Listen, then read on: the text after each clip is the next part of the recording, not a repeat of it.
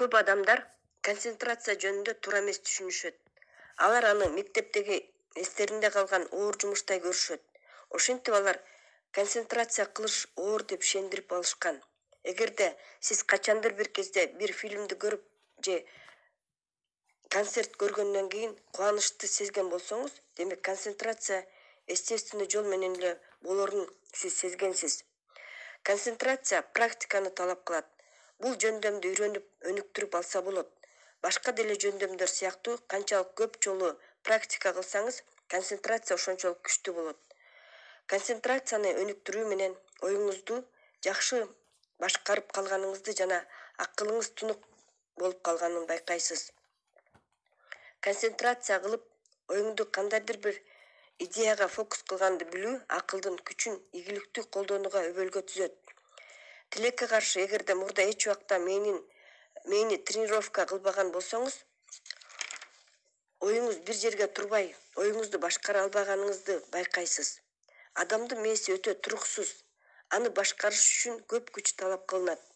Мээни заставить этип, өзүңүздүн каалаган мээден бир ойду таап чыгыш керек.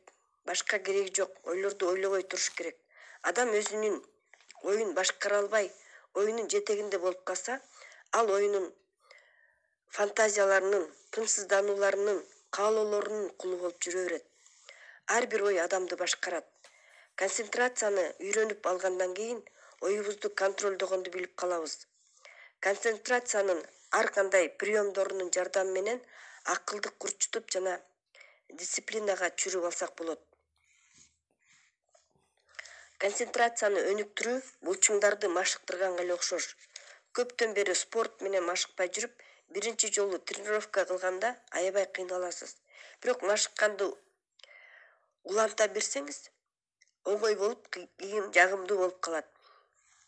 Өзүңүздү жакшы сезип, чыдамдуу болуп, ден соолугуңуз жакшы болуп калат.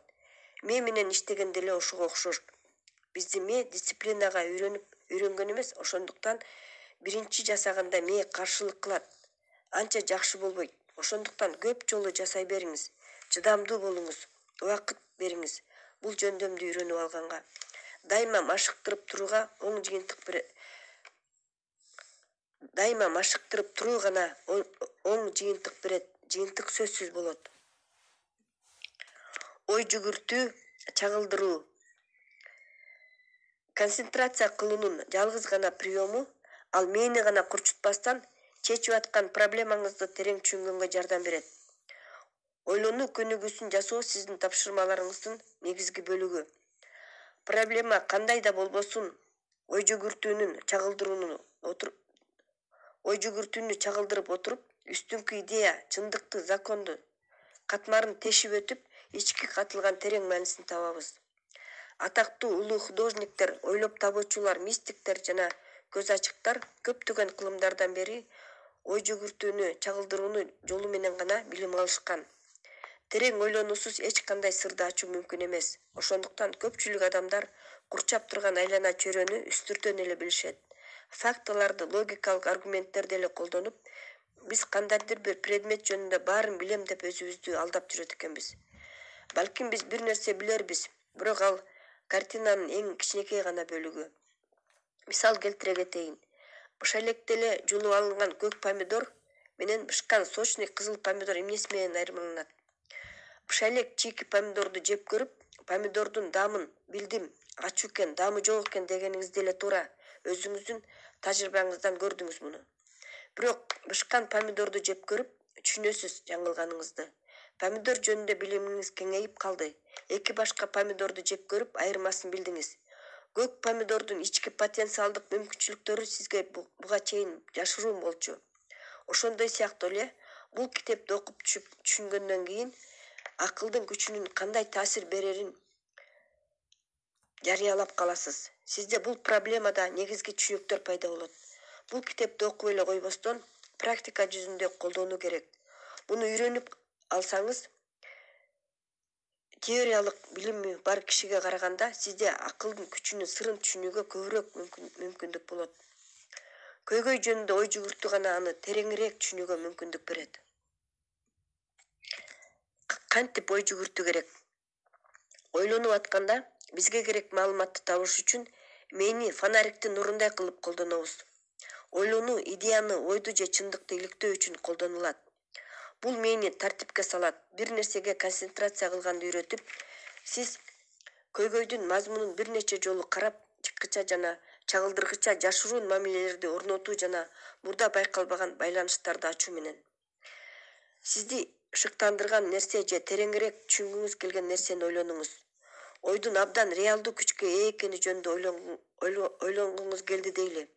Саатты белгилеп алып, 5-10 мүнөт кем эмес. Концентрация кылып ойлонуш керек. Ойдун реалдуу күчү бар экени жөнүндө. Ошол ырастоого терең кирип кетиңиз. Өзүңүзгө суроо бериңиз. Бул эмнени билдирет? Буну кантип түшүнсө болот? Бул мага кандай таасир берет? Мен мындан пайда таба аламбы? Белгиленген убакытка чейин башка ойго мени алаксытпай ойлонуш керек. Эгерде оюңуз башка жакка эле чабыттап кетсе, аны ишенимдүү түрдө ойлонуп аткан нерсеңизге алып келип туруңуз. Башында оюңуз 5-10 мүнөттүн ичинде 10-20 жолу башка жакка кетет. Көнүгүү кылып атканда башыңызга такыр эле башка нерселер келе берет. Мурунку эскерүүлөр, бүтөлөк жумуштар, ар кандай каалоолор, сарсаналар жана фантазиялар каалабасаңыз деле келип сиздин оюңузду чачыратканга аракет кылат. Өзүңөрдү башка нерсеге ойлогонго уруксат бербеңиз. Керексиз эле нерсеге алаксып атканыңызды түшүнүп алып,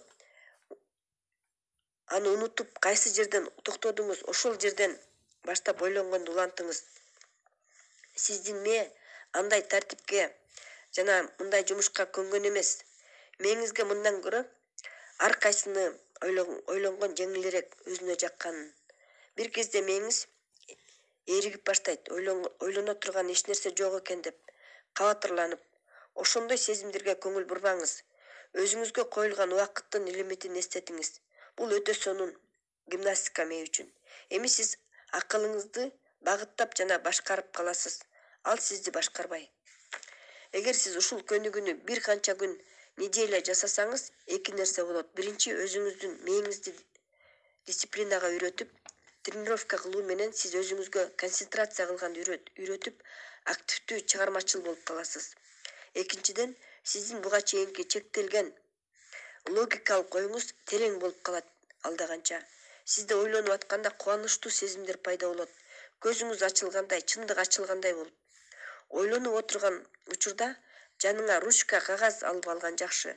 Жаңы идеялар, ойлор келсе, дароо жаза койгонго.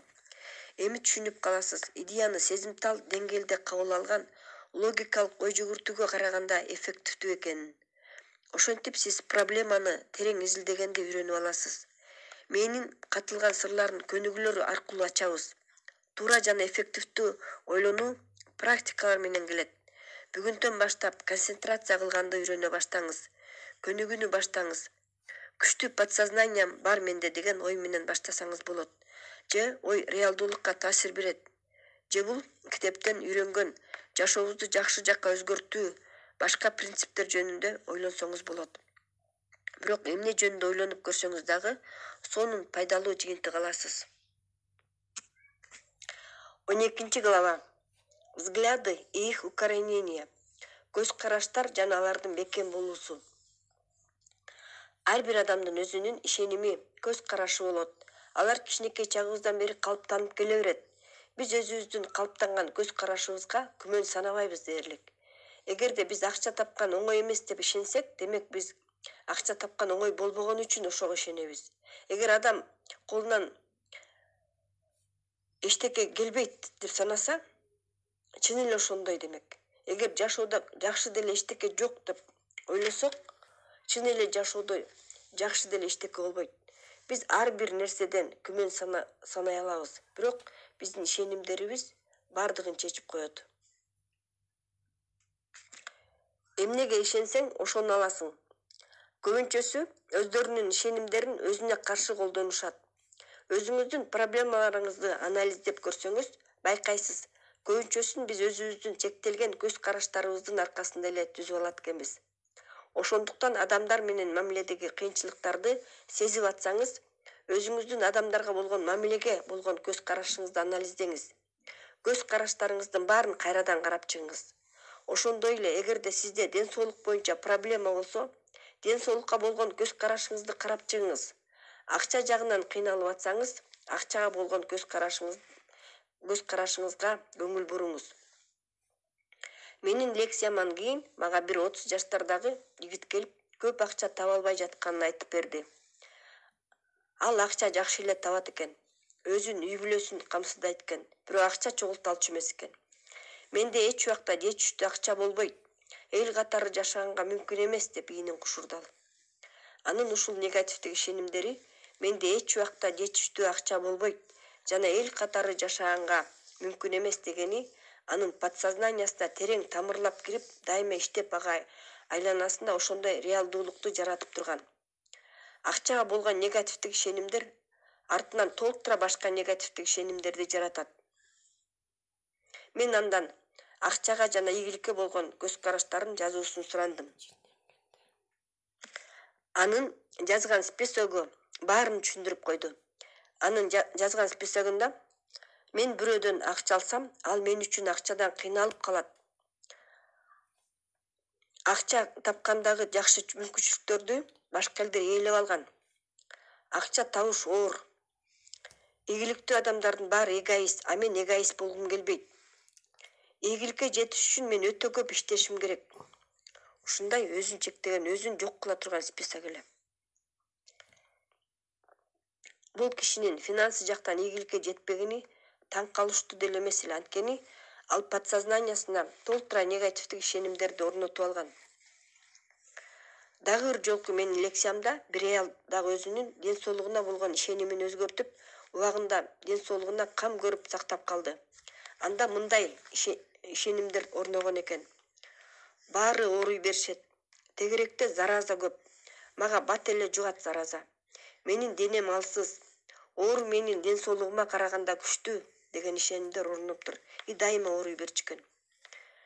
Подсознанияңыздагы ишенимдин маанисине кам көрүшүбүз керек.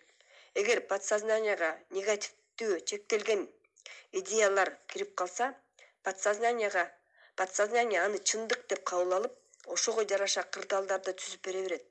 Эгер кедейчиликке, ийгиликсиздикке, бакытсыздыкка ишене берсеңиз, муну чындыкка айландырып бериш үчүн подсознание бардык күчүн жумшап, ошондой жашоону түзүп берип коет. Жыланды жутуп көрдүңүз беле? Илгери бир крестьянинди кожоюндуктан жиберишкен экен. Кожоюн аны кабинетине киргизип, сорпо куюп бериптир. Кашыгын алып ичкен атканда тарелкасынан кичинекей жыланды байкап калат. Кожоюнун тарынтпаш үчүн ал тамак ичип алат. Бир канча күндөн кийин ал катуу ооруп калат да кайрадан кожоюндуктуна келгенге туура келет. Кожоюн аны кабинетине алып кирип, бир кичинекей идишке дары жасап, аны ич деп берет крестьянинге. Ал ичейин деп атканда дагы жыланды көрүп калат. Ал бул жолкусунда ага кыйкырып айтат. Мен ушул жыландын азабынан ооруп калгам дейт. Кожоюн каткырып потологду көргөзөт. Көрсө потологдо чоң жаанын жебесинин сүрөтү турган болот. Сенин чашкаңдагы жылан эмес, жебенин отражениясы түшүп атат деп айтат. Крестьянин эч кандай жылан жок экенин түшүнүп, кожоюну жасап берген дарыны ичпей эле кетет экен жана бир канча күндөн кийин айыгып калыптыр. Биз өзүбүз жөнүндө жана айлана чөйрөбүз жөнүндө чектелген ишенимдер менен эле жүрүп, жыланды жутуп алгандай жүрөт экенбиз жана андай эмес экенин түшүнгөндө гана ишенет экенбиз. Подсознание өзүнө туура болсо да, туура эмес болсо да, кандайдыр бир ишенимди же идеяны киргизип алса, ал ишенимдерди далилдей турган ойлорду иштеп чыгат экен. Мисалы, сиз бирөө менен таанышып, мамиле түзгөн оңой эмес деп эсептейсиз. Бул ишеним сизге бекип калат да, бул ишеним мен өзүмө жаккан адамды жолуктура албайм, жакшы партнер табуу мүмкүн эмес деген сыяктуу ойлорду мээңизге киргизип салат.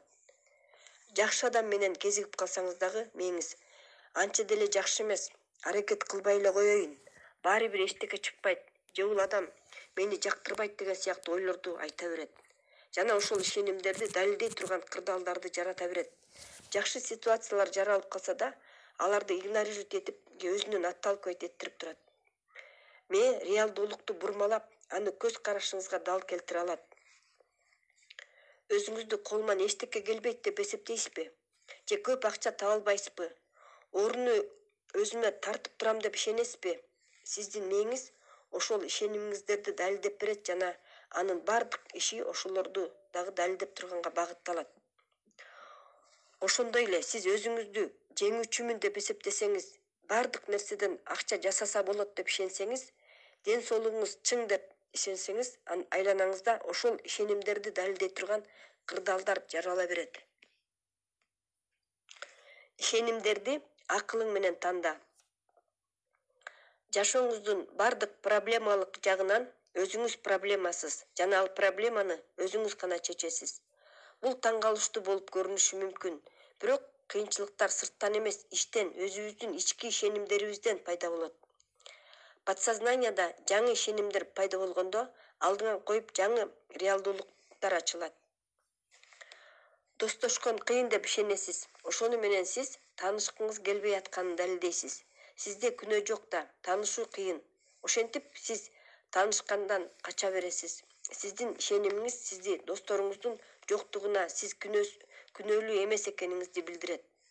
Эгерде сиз ишенимиңизди таанышкан оңой дегенге өзгөртсөңүз, албетте телефонуңуз чырылдап элдер сизге достошконго очередке туруп калбайт. Балким эч ким менен деле таанышпайсыз, бирок ошол проблемага мамилеңизди өзгөртөсүз. Бир убакта түшүнө баштайсыз, андай проблема жок экенин. Ал проблеманы өзүңүз түзүп алганыңызды. Өзүңүздүн айланаңыздагы кырдаалды өзүңүз түзүп алганыңызды түшүнүп, эмнени өзгөртүшүм керек деп анализдеп каласыз. Кээде көз караштын бир аз эле өзгөрүшү жаңы чексиз мүмкүнчүлүктөрдү ачканга жардам берет. Адамдар менен таанышкан оңой экенин түшүнгөндөн кийин толтура далилдерди табасыз. Жаңы реалдуулуктун максималдуу пайдаланып, өзгөрүүлөргө жетишесиз. Улуулугуңузду, күчтүүлүгүңүздү далилдеңиз. Өзүңүзгө ишенбесеңиз дагы жаңы ишенимдерди түзүп чыгыңыз. Өзүңүзгө эстетиңиз, подсознанияга өзүңүз каалаган ойду же идеяны киргизсе болот жана мээ аны кабыл алат. Бир канча жолу кайталоо гана керек, сезимдер аркылуу берилет. Мээ көнүп калганын жасайт. Эгерде мээңизге чектелген көз караштар орноп калган болсо, аны чыгарып салса болот. Жаңы позитивдүү идеяны түзүп алып, аларды эски ойлоруңуз кетмейинче кайталоо менен. Ошентип мээбизге уборка кылабыз. Эски мебелди чыгарып, стеналарды сырдап туруп, жаңы мебель киргизгендей. Эски негативдүү өзүңүздү кемсинткен ишенимдердин баарын ыргытып, жаңы ишенимдерди киргизгенге убакыт келди. Төмөнкү келтирилген списокты карап чыгыңыз. Сиздин көнгөн ишенимдериңиз жокпу бул списокто? Менин колуман келбейт. Мен эч убакта чоңураак нерсеге жетпейм. Азыр менин мүмкүнчүлүктөрүм чектелүү. Мен 1000 жолу аракет кылып көргөм. Менин эмне кылып жатканым маанилүү эмес. Бирөөлөрдөн ашып кетүү оңой эмес. Сөзсүз качандыр бир кезде туура эмес болот. Булар убактылуу. Жашоо оор. Бир нерсеге жетиш үчүн өтө көп иштеш керек. Эчтеке өзүнөн өзү эле болуп калбайт. Азыр менин убагым эмес. Мен эмне кылышты билбейм. Эгерде ушунун ичинен бирөө эле сизге тааныш болсо, тезинен жакшы ойлорду түзүшүңүз керек.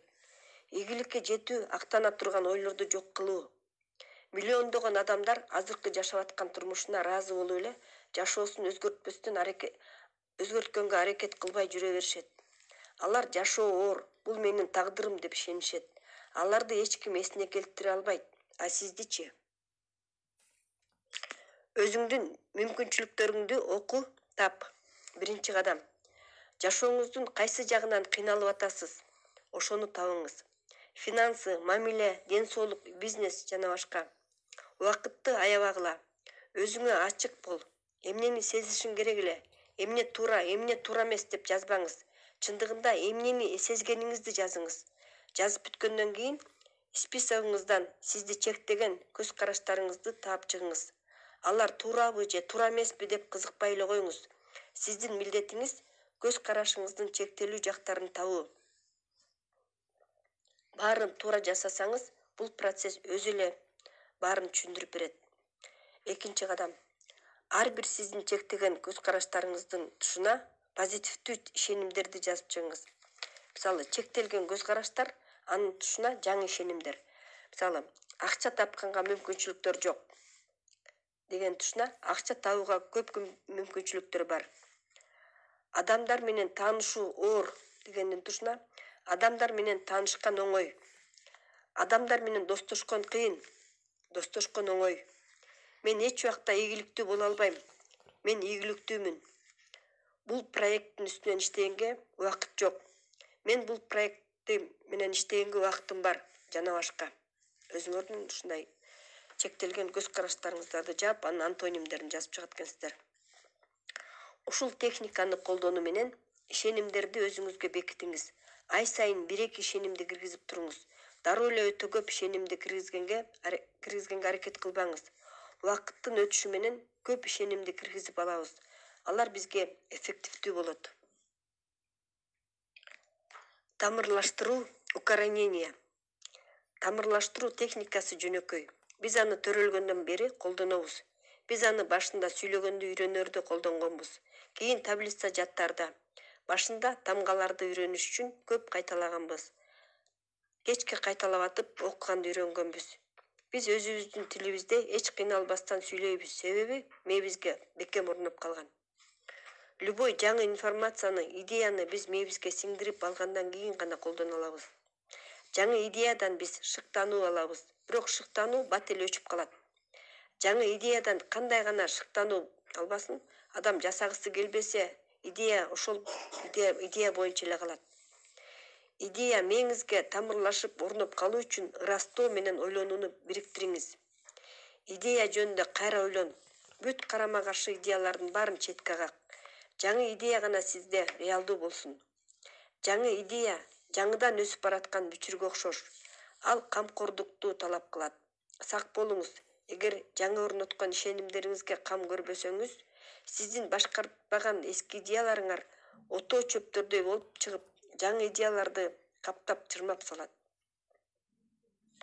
Любой жаңы идеялар, ишенимдер алгач тамырларын тереңдетип, подсознанияга орнош керек. Бул убакытты талап кылат. 1 же 2, балким 20 жолу жаңы ишенимди киргизгенде эле болуп калбайт. Жаңы ишенимди мээге тамырлап кириш үчүн 1 айдан 3 айга чейин убакыт керек. Бул 30дан 90 күндө 5 мүнөттүк көнүгүү. Ошондуктан көбүнчө адамдар 2-3 жолу окуп коюп эле таштап салышат да эч кандай натыйжа көрүшпөйт. Мен жасап көрдүм, болбойт экен дешет анан. Жаңы идеяларды, жаңы ишенимдерди подсознанияга киргизип атканда, алар мурунку эски идеяларыңызга каршы турушат. Сиздин мээңиз жаңы идеяларды 2-3 ай бою күндө кайталап тамырлатып киргизмейинче кабыл ала албайт. Убакытты жөн эле короткондон пайда жок, жартылай эле аракет кылып коюп эле. Любой жаңы ишеним убакытты жана көңүл бурганды талап кылат. Тамырлашып жана гүлдөп өсүш үчүн. Болбосо ийгиликке гарантия жок. Кайталаңыз. Жаңы идея жана ишеним тамырлашып гүлдөп өсүш үчүн убакытты жана көңүл бурууну талап кылат. Жаңы идея жана ишеним тамырлашып гүлдөп өсүш үчүн убакытты жана көңүл бурууну талап кылат. Жаңы идея жана ишеним тамырлашып гүлдөп өсүш үчүн убакытты жана көңүл бурууну талап кылат. 13-глава самооценка. Өзүн сыйлоо. Өзүн сыйлоо маанилүү экенин баары эле түшүнөт. Бирок кээ бирлер эле билет кантип өзүн баалаганды. Биздин самооценкабыз ушул жашыбызга чейинки оюбуздан, түшүнүгүбүздөн түзүлгөн. Ал ишеним биздин подсознаниябызга ушунчалык бекем орноп калгандыктан, ал өзүнчө эле чындыктай болуп көрүнөт. Биз аны өзүбүз түзүп алганыбызды унутуп калат экенбиз. Келиңиздер, жакшылап карайлы. Самооценка кандай түзүлөт? Бала чагыбызда айлана чөйрөбүздөн өзүбүз жөнүндө баалагандыкты угабыз. Ата-эненин сүйүүсүндө, камкордугунда чоңойгон бала чоңойгондо да өзүнө жакшы мамиле кылат. Баланы кичинекей кезинде урушуп, шылдыңдап, кемсинте берсе, мындай баладан самооценкасы төмөн адам жаралат. чоңоюп ата энебиздин үйүн таштап өзүбүз менен тең жана улуу адамдардын дүйнөсүнө кошулабыз. Улам жаңы билимдердин баары акылыбызга өзүнүн изин калтыра берет. Тилекке каршы, эгер сиз жашоодогу ийгиликсиздиктерге көбүрөөк көңүлдү бура берсеңиз, ошол ийгиликсиздик сиздин башкы имиджиңиз болуп калат. Өзүңүздү олуттуу кабыл алыңыз. Эгер машинага көңүл бурбай жүрө берсең, ал сынып калат. Үйгө көңүл бурбасаң, үйүң эскирип, урап калат. Ошондой эле күчтүү жана толук кандуу болгуңуз келсе, самооценкага көңүл буруп турушуңуз керек. Сабатсыздык жана өзүңдү өзүң карабоо өзүн өзү төмөн баалаганга алып келет. Өзүңө жана өзүңө болгон мамилеге дайыма кам көрүп жүрүш керек. Жашоо мезгил менен болуп туруучу көңүл калууларга, душевный ооруларга, жеңилип калууларга жана проблемаларга бай. Самооценканы бекемдеп жүрүш керек, жакшы имидж кармаш үчүн. Өзүбүздүн оюбузду жакшы жактарга буруп, өзүбүз жөнүндө дем күч берүүчү, маанайды көтөрө турган ойлорду пайда кылып турушубуз керек. Өзүңдүн болочоктогу кыялданган максаттарыңды кошуп койсоң болот. Эсиңизде болсун, подсознание бардыгын кабыл ала берет. Алар чынбы, калппы баары бир. Бул ойлорубуз акыры биздин образыбыздын бөлүгү болуп калат. Сиздин самооценканы жакшыртуу үчүн 3 концепция бар. Биринчи, сиз уникалдуусуз. Бу дүйнөдө бир дагы адам жок, сиздей ойлонгон, бир нерсени сиздей кылып жасай алган. Көбүнчө адам өздөрүн жөнөкөй деп ойлошот. Сиз антпеңиз. Уникалдуулугуңузду далилдегенге аракет деле кылбай эле коюңуз. Жөн эле өзүңүздүн уникалдуу деп эле элестетиңиз. Жер үстүндө жашап атканыңызга сүйүнүңүз. Сиз өзүңүз кандай болсоңуз, өзүңүздү ошондой жакшы көрүңүз. Өзүңүздүн кадыр баркыңызды сезиңиз. Өзүңүздү татыктуу сезиңиз жана өзүңүздү пайдалуу абалга коюңуз. Экинчи, сиз эмнени кааласаңыз, ошонун баарын жасай аласыз. Биз турмуштагы түйшүккө кирип кетип эле, жашоо бизге чексиз мүмкүнчүлүктөрдү бергенин, аракет кылсаң эле көп нерсеге жетерибизди унутуп коебуз. Сиз каалаган өлкөгө барсаңыз болот. Чет тилди үйрөнсөңүз болот. Өзүңүздүн ишиңизди баштасаңыз болот. Музыкалдык инструментте ойногонду үйрөнсөңүз болот. Кол өнөрчүлүктү үйрөнүп алсаңыз болот. Жаңы профессияны өздөштүрүп алсаңыз болот. Карьераны өзгөртсөңүз болот. Илим изилдөө иштерин баштасаңыз болот. Бардыгы жөнүндө ойлонсоңуз болот. Сиздин мээңиз ар кандай варианттары бар, чоң программасы бар компьютерге окшош. Бул биздин голографиялык мүмкүнчүлүктөрүбүз. Помидордун уругунан помидор гана, розанын уругунан роза гана өсүп чыгат. Алардын иши кандай болуп жаралса, ошондой гана болуу. А сизде чексиз потенциал бар. Кандай урукту алсаңыз дагы өзүңүзгө өстүрө аласыз. Үчүнчү, сизде өзүңүздүн үстүңүздөн чексиз бийлик бар. Күндө ойгоносуз, сизде чексиз бийлик, чексиз мүмкүнчүлүктөр бар. Ойлонуу образын тандап алуу жөндөмү жөнүндө сөз болуп атат. Сизге эч ким айта албайт, кандай жана эмне жөнүндө ойлонушту. Сиз өзүңүз гана аныктайсыз, бул бийликти кандай колдонушту. Сиз өзүңүздүн жашооңузду түзүп, куруп жана стабилдештирип кое аласыз. Жашооңуздун любой тарабын. Өзүңүз жөнүндө кандай ойлосоңуз, ошондой болосуз. Тартынчаак ойлор тартынчаак адамды түзөт. Ишенимдүү ойлор ишенимдүү адамды түзөт. Алсыз ойлор алсыз адамды, күчтүү ойлор күчтүү адамдарды, багытталган ойлор багыты бар адамды түзөт. Болбой турган нерсени ойлогондо практикасы жок адамдар түзөт.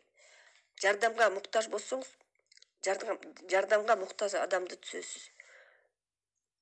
Өзүн аяган ойлор дайыма өзүн аяган адамды, энтузиазмга толгон ойлор энергичный адамды, назиктик бул сүйгөн адамды жаратат. Ийгилик жөнүндө ойлонгондо ийгиликтүү адамды жаратасыз. Сиз өзүңүзгө болгон мамилени түзүүдөгү жана сактоодо өзүңүз жоопкерчиликтүүсүз. Оюңуз менен элестетиңиз, өнүктүрүңүз жана ырастаңыз өзүңүздүн жакшы сапаттарыңызды. Өзүңүздү сүйүңүз. Өзүн сүйүү деген мен баарынан жакшымын дегенге жатпайт. Мен кандай болсом, мен ошону менен жакшымын деп түшүнүү керек. Сиз башкалардай болушуңуздун кереги жок. Биз өзүбүздү кандай болсок, ошонубуз менен кабыл алсак, өзгөрүп баштайт экенбиз. Албетте, дароо эле өзүбүздү сүйүп калбайбыз. Буга чейин көп убакытта өзүбүзгө ишенимибиз жок болгон. Өзүбүздү жакшы көргөн эмеспиз. Өзүңдү давит этпе. Башка бирөөдөй болуп көрүнүштүн кереги жок. Өзүңүздү кандай болсоңуз дагы кабыл алганда гана өзүңүздүн сапаттарыңызды табасыз жана дагы башканы үйрөнгүңүз келет. Өзүңүзгө ишениңиз. Өзүңүзгө ишениңиз. Күчтүү, бекем ишеним болуш керек. Ийгиликке сөзсүз жетериңизге. Кичинекей чагыңызда жолуңуз болбой калган болсо, аны унутуңуз. Сизге учур чагыңыз маанилүү. Келечегиңиз бат эле келет. Мурда жолуңуз болбой жүрсө эмне болуптур? Негизгиси сиз азыр кандай ойлосоңуз жана келечекте эмне кыласыз, ошол негизгиси. Өзүңүзгө ишенгениңизде любой ситуациядан чыгып кеткен оңой. Өзүңүз өзгөргөндө айлана чөйрө дагы өзгөрөт. Баары сиздин колуңузда.